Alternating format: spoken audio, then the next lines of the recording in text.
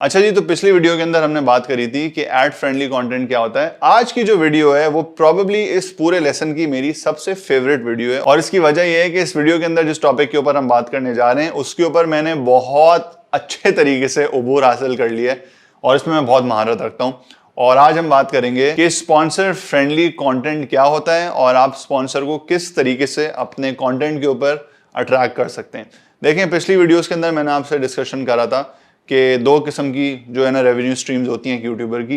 एक होती है जो यूट्यूब एड रेवेन्यू से आप पैसा कमाते हैं, एक होती है जो आप स्पॉन्सरशिप से कमाते हैं।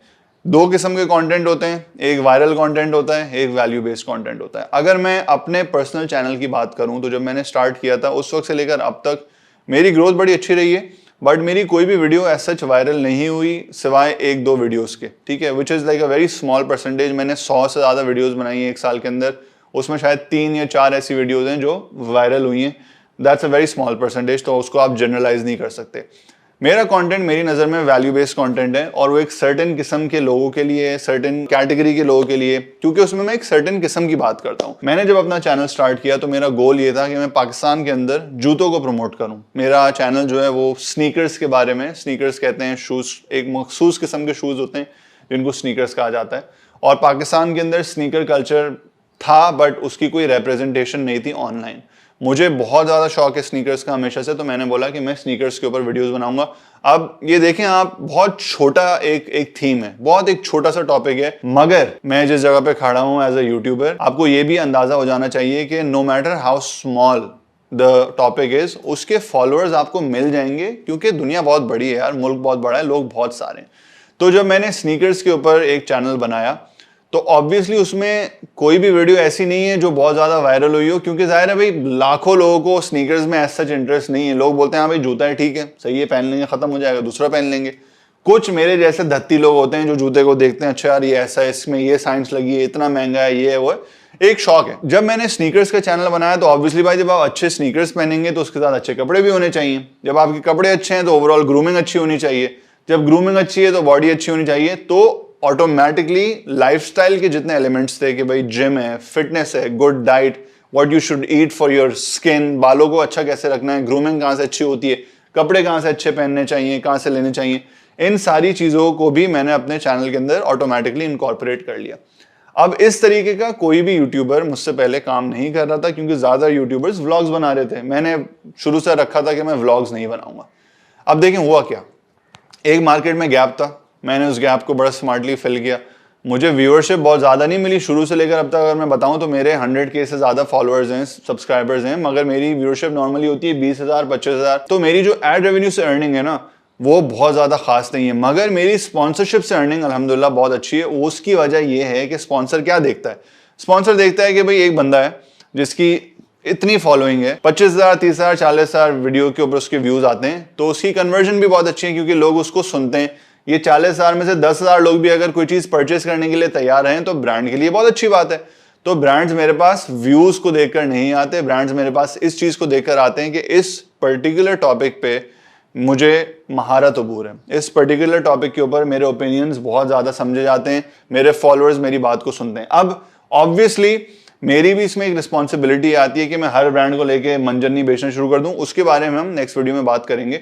मगर मैं आपको ये बताता चलूं कि कम व्यूअरशिप होने के बावजूद मेरे लंबे लंबे जो है ना वो स्पॉन्सरशिप से कॉन्ट्रैक्ट्स हैं, 1-1 साल के, 8-8 महीने के, 2-2 साल के कॉन्ट्रैक्ट्स हैं मेरे कुछ ब्रांड्स के साथ।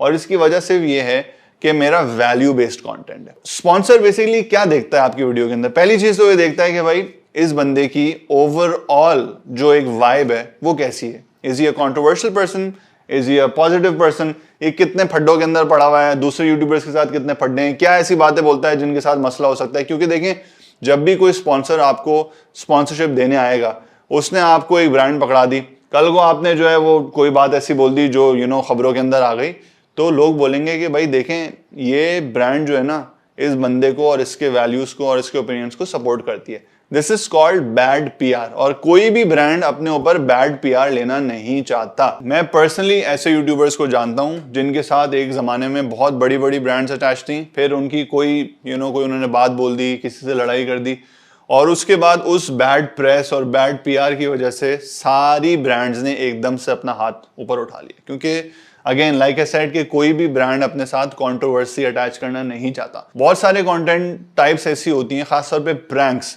जिसके अंदर ब्रांड्स को ना थोड़ा सा लगता है कि नहीं यार ये कभी भी किसी गलत डायरेक्शन में जा सकता है, क्योंकि प्रैंक्स हैं या किसी भी किस्म की हेट स्पीच है या बुलिंग है या रोस्टिंग वीडियोस हैं। Although this is great content for a lot of people, बहुत सारे लोगों के लिए बहुत एंटरटेनिंग है। बहुत जितनी भी बड़ी ब्रांड्स हैं उनको होता है कि यार ये बड़ी एक फाइन लाइन है, कभी भी यूट्यूबर जो है ना इस साइड से इस तरफ चला जाएगा और ऑटोमेटिकली हमारे ऊपर पलट के बात आ जाएगी कि यार आपने इस यूट्यूबर को स्पॉन्सर किया था और ये यूट्यूबर तो ये चीजें करता है, लोगों की दिल आजारी करता है, ऐसी कंट्रोवर्सी के अंदर जो है ना वो इन्वॉल्व है, तो फिर आप लोग क्या सपोर्ट करते हैं? तो ब्रांड्स कोशिश यही करते हैं कि ऐसे यूट्यूबर्स से यूजुअली दूर रहें, और यही वजह है, अगर आपने अभी तक नोट नहीं किया हो तो आप नोट कर लीजिएगा कि जितने भी प्रैंकस्टर्स हैं इस वक्त पाकिस्तान के अंदर, बहुत कम ऐसे प्रैंकस्टर्स हैं जिनको बड़ी ब्रांड्स ने किसी भी पॉइंट पे स्पॉन्सर किया है। उसके बरक्स अगर आप देखें तो व्लॉगर्स हैं या आपके नॉर्मल जो लाइफस्टाइल यूट्यूबर्स हैं, इवन अगर खवातीन के अंदर आप देखें तो बहुत सारी खवातीन यूट्यूबर्स हैं जो मेकअप ट्यूटोरियल्स बनाती हैं या खाने के ट्यूटोरियल्स बनाती हैं, उनको बहुत बड़ी बड़ी स्पॉन्सरशिप मिलती हैं। उनकी व्यूअरशिप इतनी ज्यादा नहीं है, मगर उनके कंटेंट के अंदर ब्रांड वो सारी चीजें देखता है जिनके बारे में मैंने अभी आपसे थोड़ी देर पहले बात करी है। तो मेरी आपसे एडवाइस यही है भाई कि अगर आप वायरल रूट की तरफ नहीं जा रहे तो आप जब भी कंटेंट बनाएं तो सोच समझ के बनाइएगा, ऐसे कि ये सारी चीजें आपके दिमाग में हो।